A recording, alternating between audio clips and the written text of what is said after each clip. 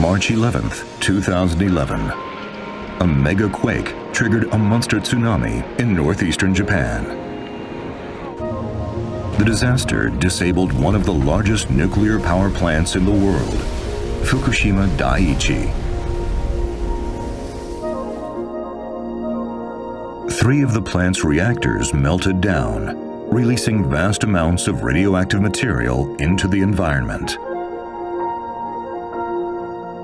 The Fukushima Daiichi nuclear power plant, run by Tokyo Electric Power Company, is located some 230 kilometers northeast of Tokyo. A 20-kilometer radius area was declared an evacuation zone, forcing around 90,000 people to leave their homes. In Fukushima, residents are supposed to return to their homes once radiation levels fall.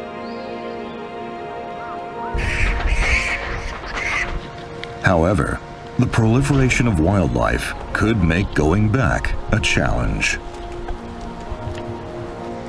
The forests remain heavily contaminated by radioactive particles.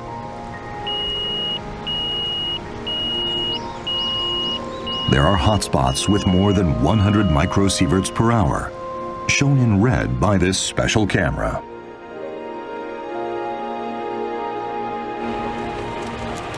Are the flora and fauna living in the forests being impacted by the radiation? Scientists photographed specimens with a special film that reacts to radioactivity. Everything in black shows contamination. 放射能汚染の壮大な実験補助になってるんですね。 We realize that this is the same what we saw in Chernobyl. And here in Fukushima, we are just at the beginning stage. 5 years after Japan's nuclear disaster, we take a close look at how radiation has affected the wildlife.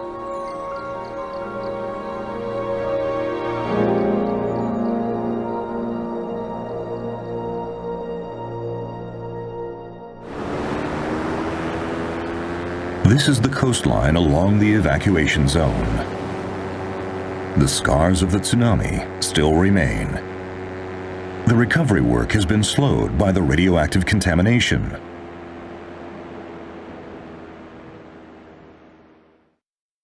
An elementary school comes into view, but the distinctive sounds of children cannot be heard.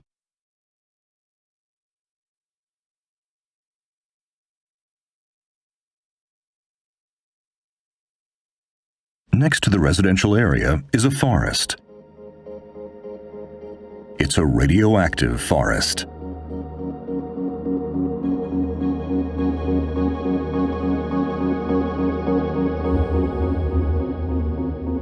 The radiation dose is around 10 microsieverts per hour. That's 250 times the natural radiation measured in Tokyo.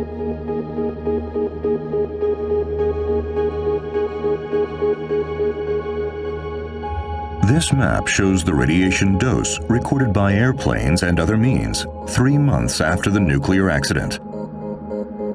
Red represents locations with annual exposure levels equivalent to 100 millisieverts. Very high levels of contamination have spread widely. But over time, the radiation dose has gradually decreased. On average, the radiation dose has fallen by 65% compared to what it was 5 years ago. Still, the levels remain fairly high. The forested areas begin about 10 kilometers from the Fukushima Daiichi nuclear power plant.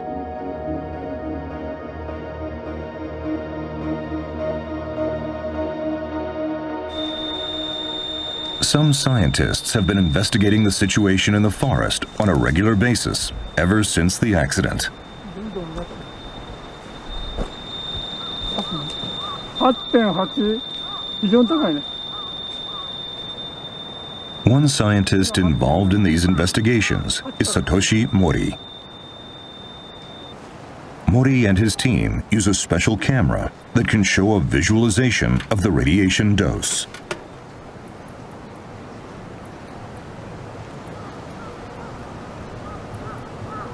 The areas with the highest levels appear in red.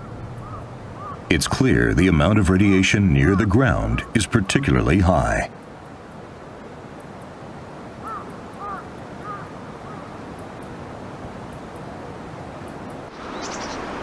Hotspots with exceptionally high levels of radiation are scattered throughout the forest.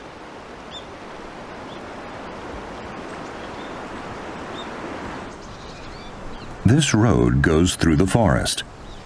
The small depression beside the road is a hotspot. The researchers believe radioactive material brought by rain accumulated in the depression.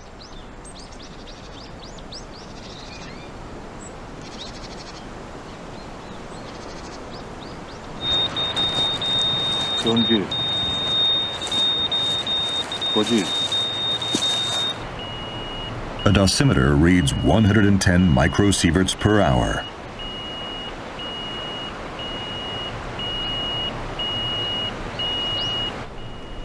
For the first time, they find a super hotspot that couldn't be detected by air surveillance or other means. A trail camera set up there filmed these wild boars. They're eating the roots of grass. These hotspots are believed to be one of the causes of the contamination of wild animals.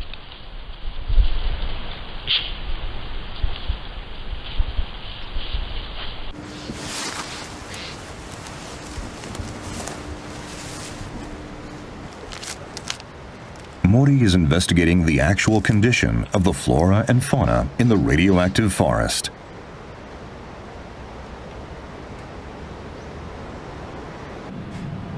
He photographed plants and animals with special film that reacts to radiation. These images start to give a clear picture of contamination inside wildlife.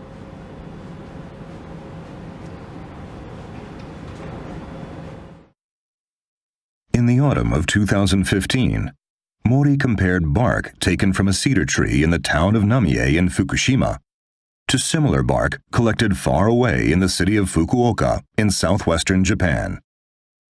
Black spots and shadows appear only in the photographs of the Namie samples. The radioactive particles that fell in the forest still remain on the tree bark.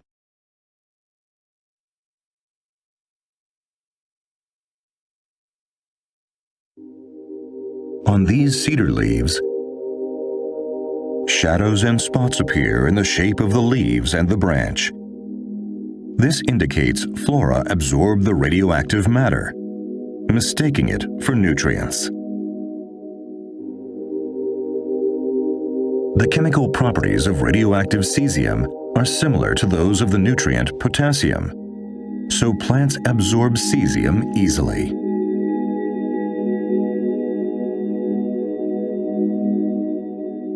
Mori also investigated insects and animals.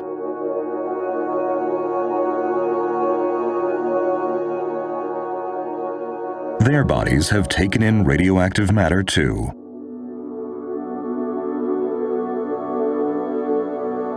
This is the first time the contamination of such a large number of flora and fauna has been investigated in a follow-up study in the wake of a nuclear accident.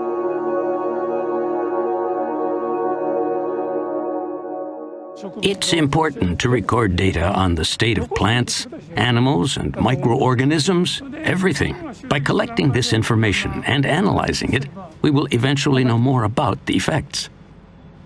This may sound inappropriate, but it's like a large experiment site for radioactive contamination.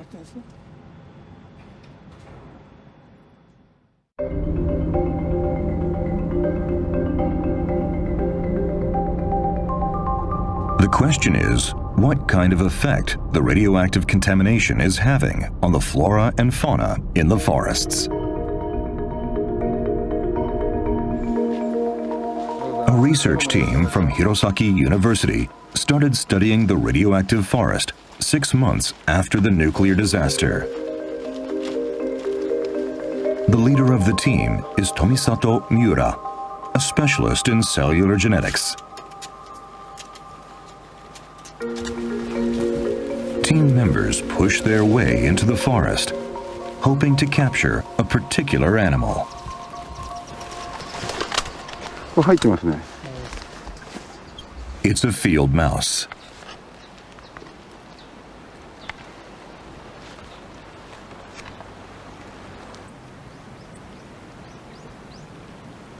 The radiation dose on the forest floor is still high. The mice live here, so they were likely exposed to high doses of radiation.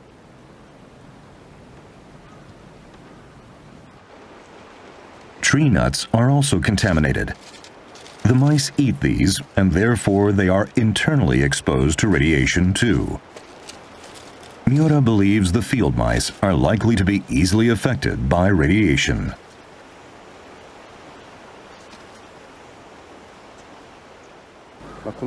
There are many things we don't know about whether these levels of radiation are harmful to the body. We think we can look into it a little deeper to find out whether there have been effects by examining these animals at the cellular level. Miura is focusing on the chromosomes that transmit the animal's genetic information. Radiation sometimes divides and deforms chromosomes. Miura is trying to figure out whether the number of these kinds of chromosomes is increasing or not.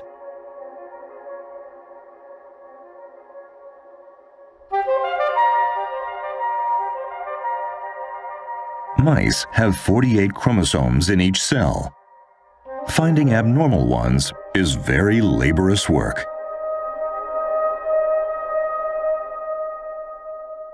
Two chromosomes in this cell were found to be abnormal. Both had been separated.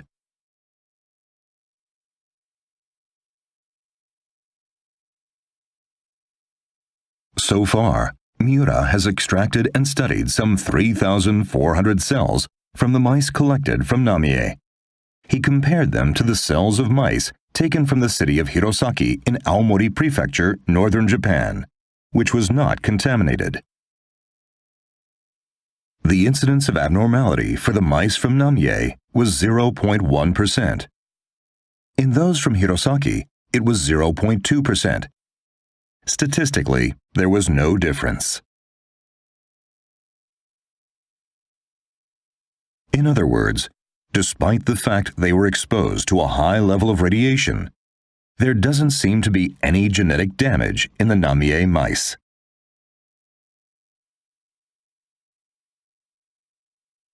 However, in order to state definitively that the mice have received no impact, Miura believes he will need to analyze tens of thousands of more cells.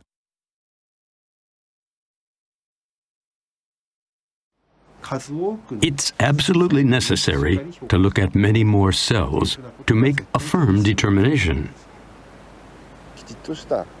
It will be important to present to everyone a tight, evidence-based study so that they can know whether there has been any impact or not.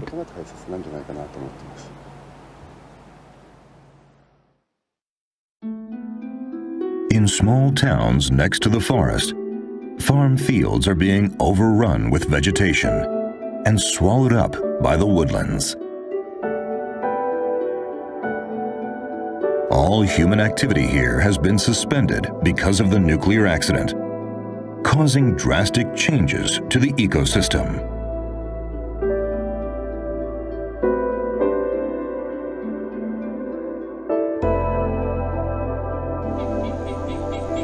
Many animals and birds, normally fond of the mountains and grasslands, have begun to appear in what was human habitat.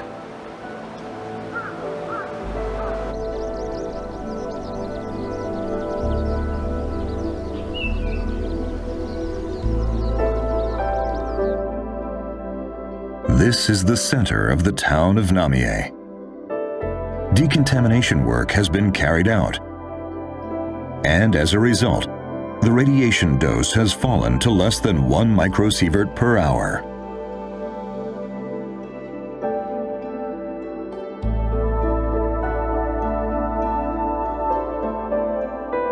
Weeds are creeping up, encroaching upon ruined residences.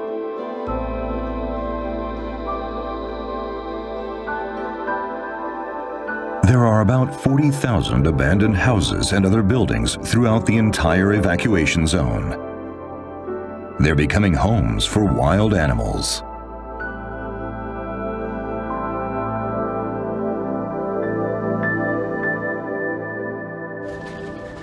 Former residents who want to clean up their homes must first receive permission from the local government. And even when they can return, they're only allowed to be in their homes during the day. They're facing a daunting reality.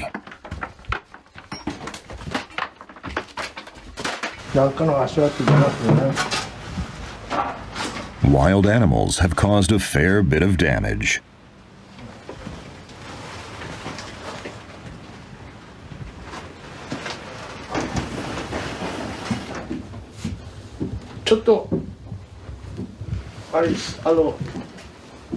もしかしたらネズミ飛び出すかも。この前来た時ここにネズミいたんで、ちょっと俺も嫌なんでこれでやります。あ、今日はいないですね。うわ、すごい踏んだらけ。This resident returns to his home to clean it up about once a month. Each time he finds that wild animals have caused further damage.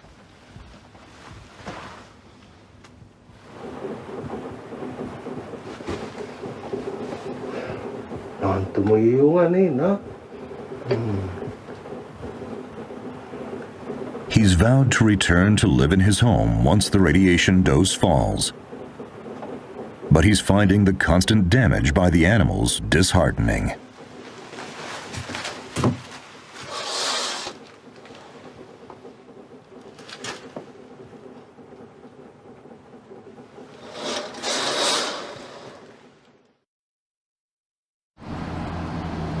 What kinds of animals are settling into these houses?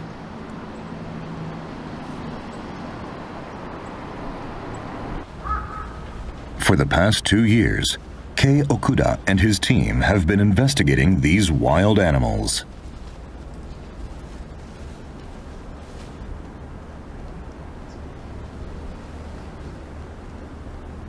With the permission of residents, he set up trail cameras in abandoned houses.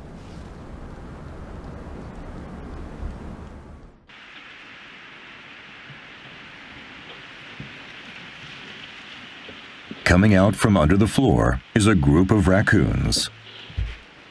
Originally from North America, raccoons were brought into Japan as pets, but they ended up in the wild.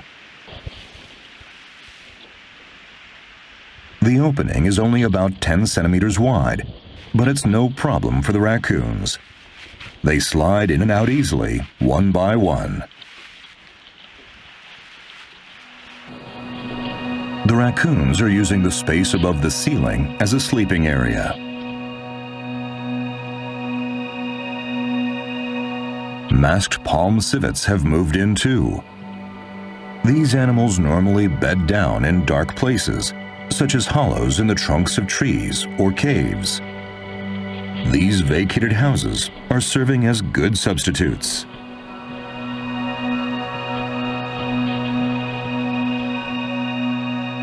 Analysis of video taken by cameras set up in various places found that there was one location where raccoons were filmed 700 times over a 5-month period. It's possible raccoons carry infectious diseases that can be transmitted to humans, although this hasn't been confirmed yet in this area. These vacated houses have been left untouched, and now they have become habitats for wild animals. With the absence of people, the density of these animal populations has increased. one large animal is rapidly increasing in numbers in the evacuation zone.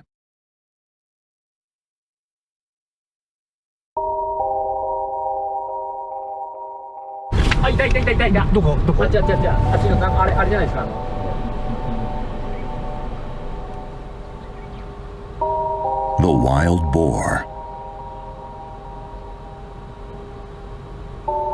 Wild boars normally live in the mountains, and they are very cautious creatures. They usually never show themselves in front of humans.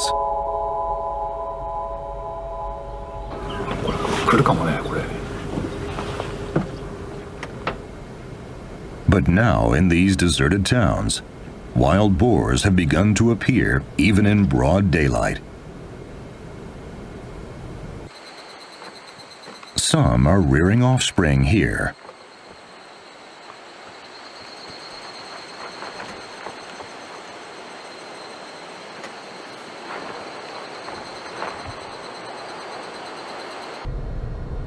There's a family of wild boars right in the middle of a residential area.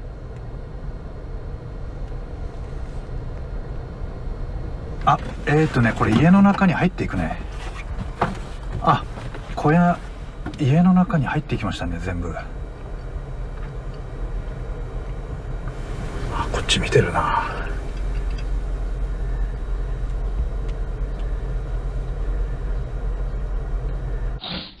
This house that has weathered the elements is a perfect sanctuary for the wild boars.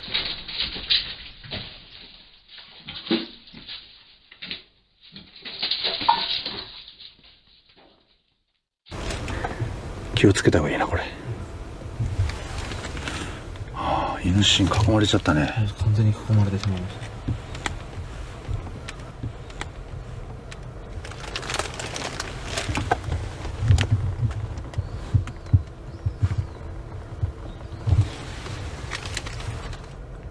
These wild boars that have settled in the town are wary of people.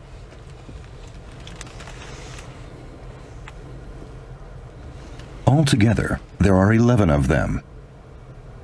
It's a large family you wouldn't normally see in the mountains. Their numbers have increased dramatically. Wild boars would usually live in the hills and mountains. So how are they getting on in this town? Scientists started looking for answers a couple of years ago. Leading the investigation is veterinarian Toshio Mizoguchi, who has studied ways to deal with wild animals for more than 30 years.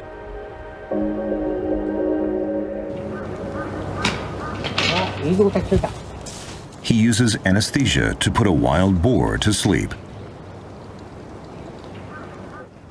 Mizoguchi is carrying out his present study using, for the first time, a sub-miniature camera developed by NHK. Local hunters help him attach the camera to the wild boar's body.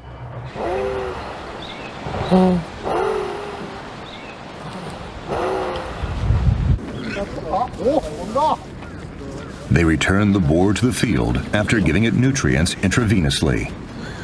It will be the first attempt to analyze the behavior of wild boars and understand how their way of life has changed.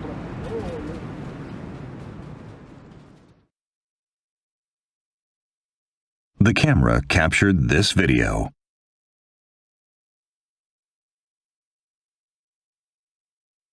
The animal appears to have joined up with its companions. It's one of 6 boars in the group. They're crossing a stream that runs along a road.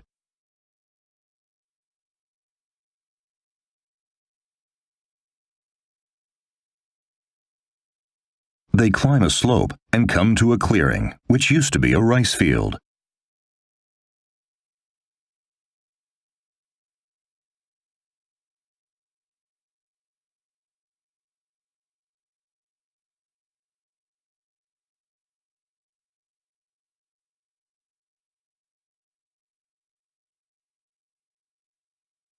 They're looking for unharvested persimmons.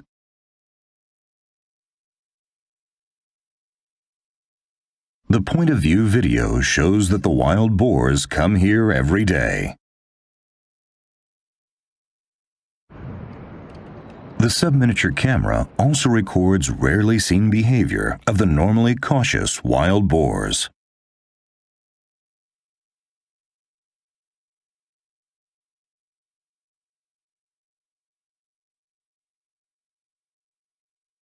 A man is in the direction they're headed. It's one of the decontamination workers who come into the evacuation zone only during the daytime. The wild boars give no indication they're going to run away from him.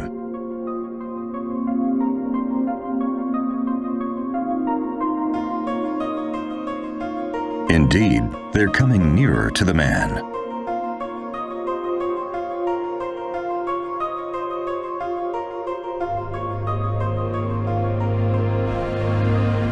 And in the end, the human is the one who gives way to the boar.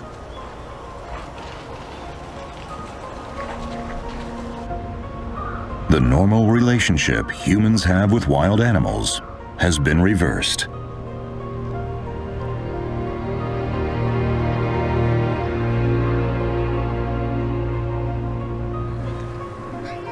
This boar is about 1 year old.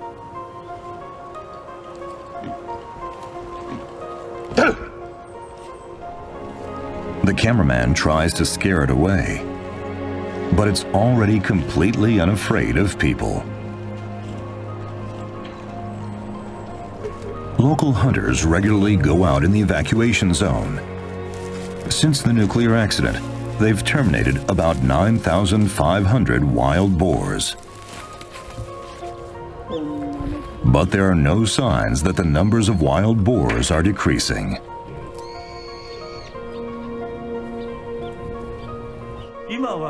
Since the wild boars believe this is their habitat, the situation will not change unless more pressure is put on them.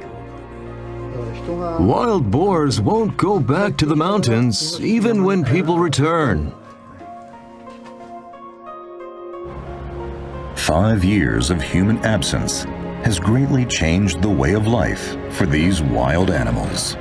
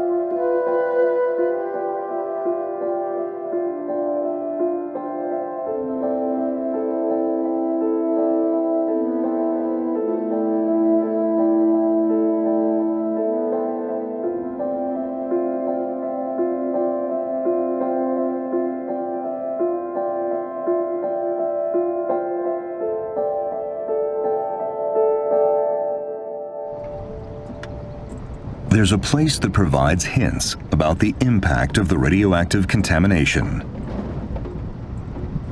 The world's worst nuclear accident happened here in Chernobyl in 1986.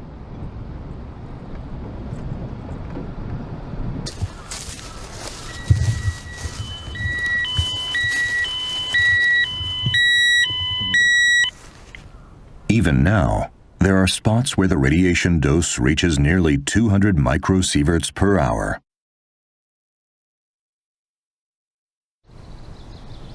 Scientists have carried out various studies of flora and fauna in the forests around Chernobyl.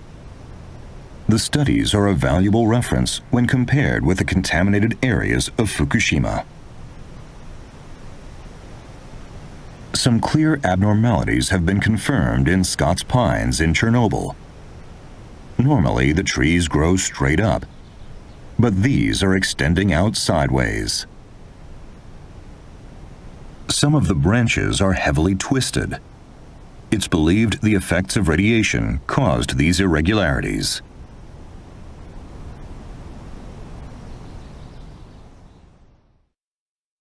The results of studies show that the incidence of abnormalities in trees in uncontaminated areas is 6%. But as the radiation dose gets higher, there's a tendency for the incidence of abnormalities to be higher as well.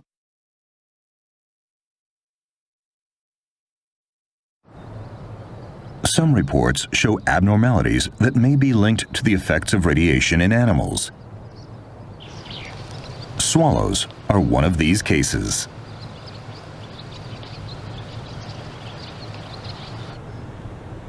Timothy Mousseau is a leading researcher on the biological consequences of the Chernobyl accident. With the permission of local authorities, he has caught and studied swallows that come here to breed.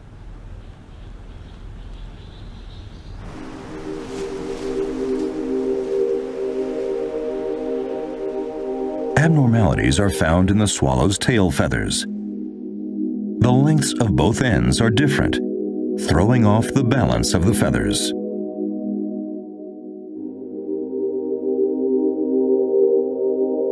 Mousseau believes their survival could be compromised because it's harder for them to fly in a stable way. Mousseau has measured 3,000 swallows. Those from uncontaminated areas show a difference on average of 1.9 millimeters in the length of their tail feathers. In Chernobyl, the difference is 4.9 millimeters. Mousseau also analyzed the bird's sperm to investigate their breeding capabilities. This is the sperm from a swallow taken near Chernobyl. The spermatozoa circled in red are hardly moving. These abnormal spermatozoa make up, on average, 21.7% of all sperm cells. That's 8 times the ratio for swallows from uncontaminated areas. And then we noticed that the male birds had reduced fertility. The sperm was more deformed in many of the birds. Up to 40% of the swallow birds had sperm that were deformed or broken in some way. They do seem to be very much the canary in the coal mine in terms of a very good indicator of radiation in the environment. Mousseau has visited evacuation zones in Fukushima in Japan every year since the nuclear accident.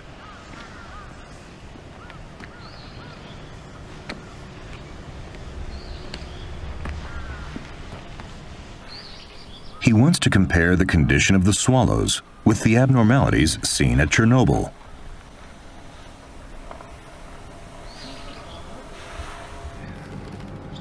In Fukushima, he has found some birds that have differing tail feather lengths.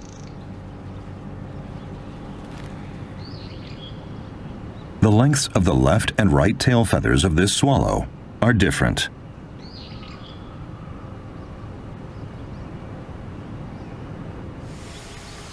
However, in Japan, there are few researchers who are capturing and studying swallows.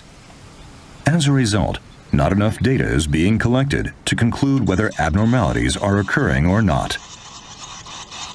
But evidence that radioactive materials are contaminating swallows has been found.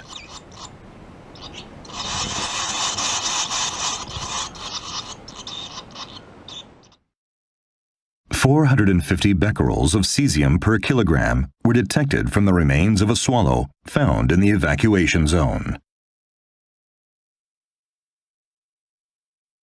photograph taken with film that highlights radiation shows dark shadows in the bird's internal organs. The swallow was likely contaminated by the insects and other food it ate. There has not been sufficient study done here yet to determine whether those same sorts of outcomes will happen here.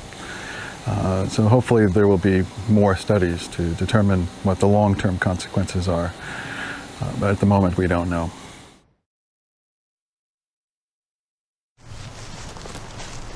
Comparative studies are starting in Japan on the Japanese red pine, which is a close relative of the Scots pine, the tree that shows abnormalities in Chernobyl. Vasyl Yoshenko has been studying plants in Chernobyl.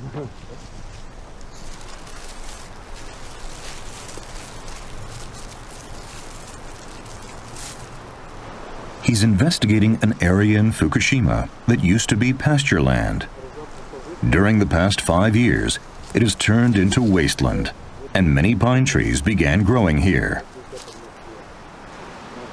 Now this is some branches, but there is no main trunk. For Scots pine, we collected a lot of results, like more than 1,000 trees. We realized that this is the same what we saw in Chernobyl. For a normal pine tree, the trunk is in the middle and grows straight up.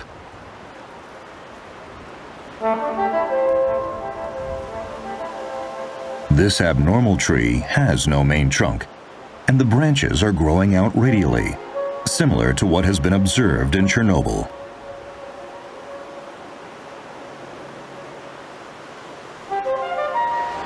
.7. In this area, the meter reading is about 7 microsieverts per hour. Approximately 40% of the pine trees here display abnormalities. This graph shows the incidence of abnormalities in Chernobyl. The results of investigations at 7 locations in Fukushima Prefecture are plotted in red. Like at Chernobyl, the incidence of abnormalities tends to be high in areas where the radiation dose is elevated. So we can see that pine, Japanese red pine, is radiosensitive. Radiosensitive means that radiation creates some effects, some impacts to the trees. And here in Fukushima, we are just at the beginning stage, and this is very good stage for research, to see everything in dynamics. In Fukushima, more than 20 research teams are studying various organisms. Some have reported finding abnormalities. However, at this point in time, they can't conclude that an increase in radiation exposure is the cause. And so studies continue on biological life in Fukushima, designed to make comparisons to the extensive data from Chernobyl.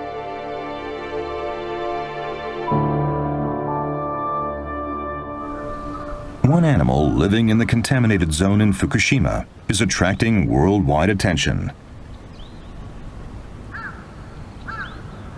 It's the Japanese macaque, a member of the primate order which includes humans. No primates inhabit the areas around Chernobyl. This is the first time in the world that primates living in the wild have been exposed to radiation from a nuclear accident.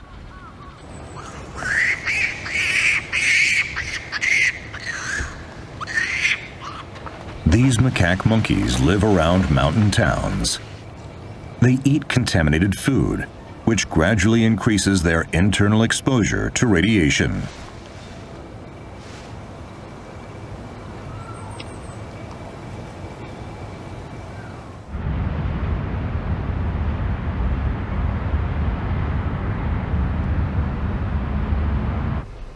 Manabu Fukumoto studies the impact of radiation in monkeys.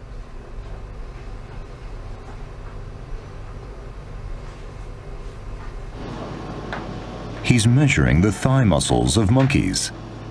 The muscles easily accumulate radioactive cesium.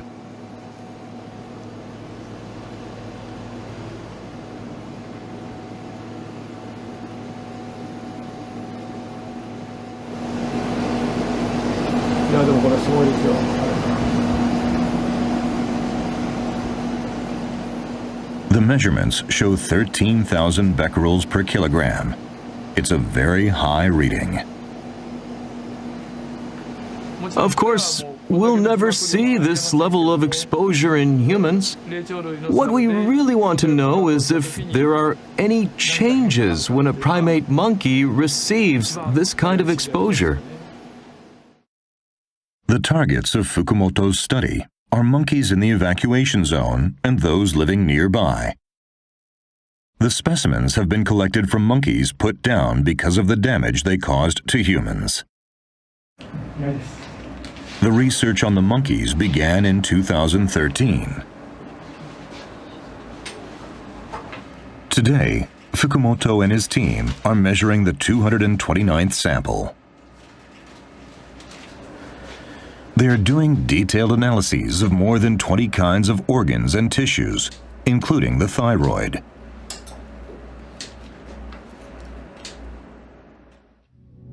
At this point, Fukumoto is focusing on one part of the monkey's body. It's bone marrow, which produces red and white blood cells.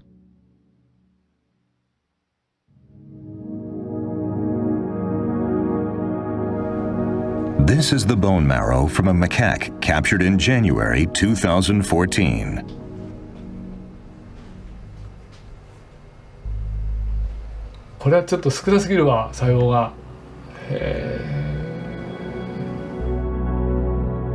There are almost no cells producing blood cells.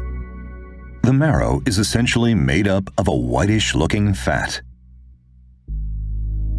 A comparison with normal bone marrow shows a clear difference. It's almost all fat. There are few blood-producing cells. This isn't normal. This graph shows the results of detailed analyses of 9 adult monkeys. A straight-line correlation was drawn based on a statistical analysis of the data. When the concentration of cesium was higher, there tended to be fewer white blood cell producing cells. The number of samples is still small, and at present, Fukumoto says he cannot determine if this is because of the impact of radiation exposure or not.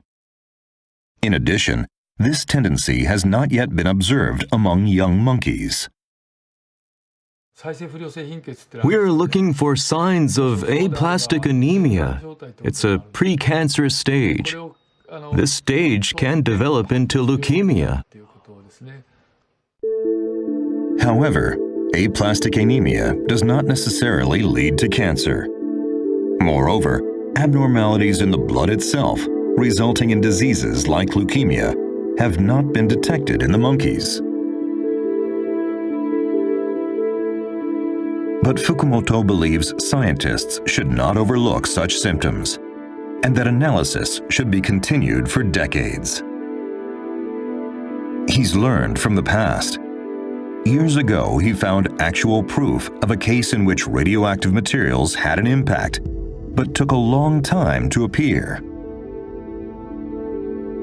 Up until the 1950s, thorotrast was used as an angiographic agent for X-rays.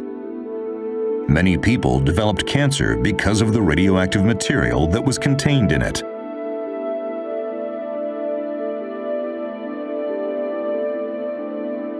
But the onset of the disease didn't occur until more than 20 years after the administration of thorotrast. In the case of the monkeys, it is possible there will be a long incubation period until the consequences of the radiation exposure surface.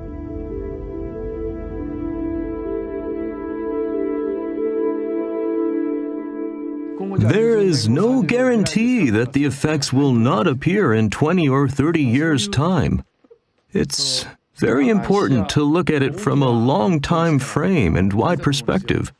We have to carry out the examinations very carefully so we do not overlook any small changes.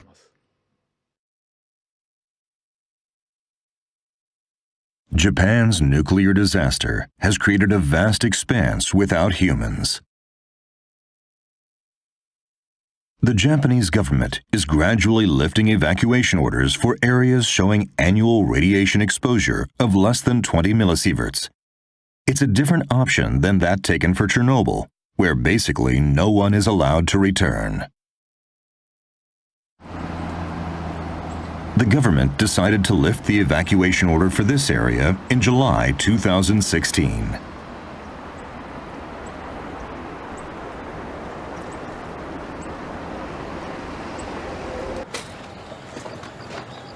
Koichi Nemoto is preparing to return to his home. He's been urged to take specific measures to protect himself from wild animals.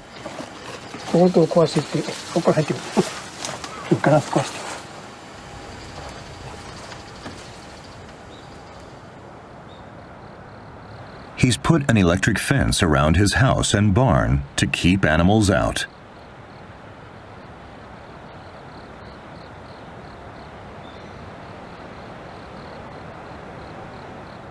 Wild boars don't run away at all. They look at me like I'm a visitor. It's like they're the owners and I'm the guest. Wild animals that normally live in nature have taken over our world. I wonder if we are the ones now living in a cage. In the end, that's what's happened, right? Nemoto has taken on the job of cutting down weeds that have taken over large rice fields, hoping to slow down the land falling to waste.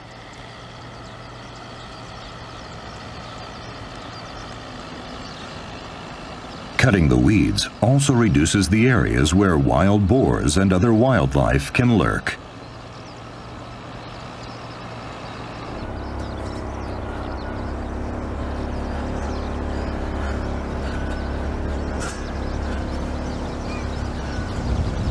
Nemoto and others are just starting out on the long and hard road toward taking back their town from the animals.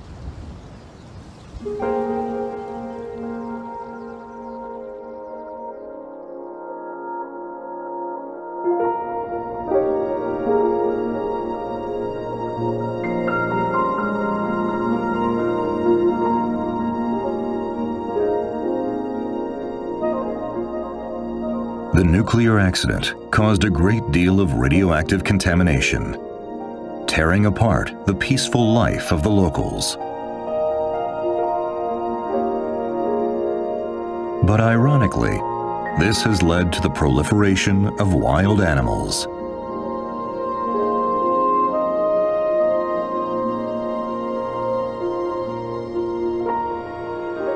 "5 years on, and the radioactive forests are still gripped by this absurd paradox."